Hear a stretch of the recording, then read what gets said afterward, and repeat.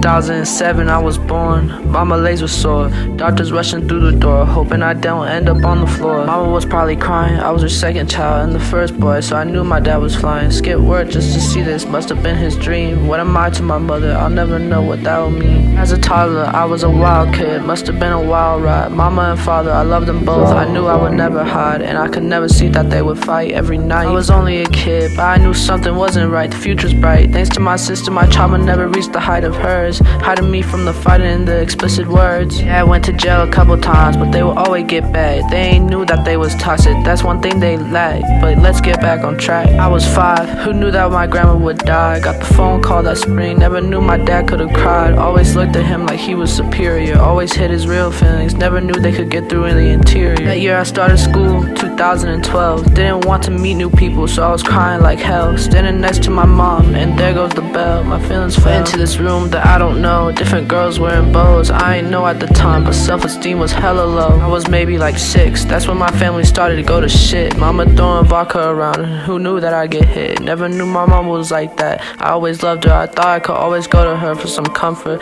Didn't know later in life I would find out that she's a bluffer.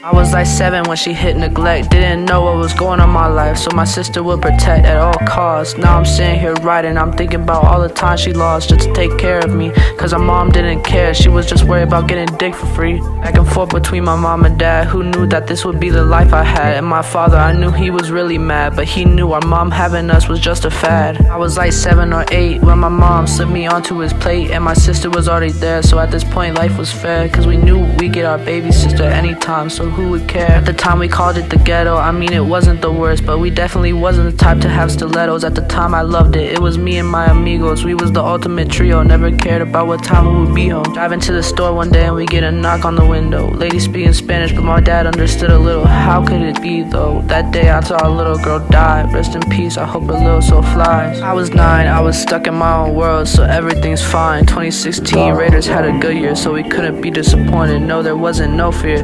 At the house playing with my friends, plus going to school and walking home. But that was the end, hit the dab and our elbows would bend. I was a kid, so I was in fantasy land. I was 10, and that summer I said goodbye to my friends, moving across the city just like my father intends. New school, new year, that was my biggest fear. It's like there's headlights and I'm a deer. We moved to a better place where I could meet better people and have a better face. Nowhere where people got chased or were getting drunk off a chase.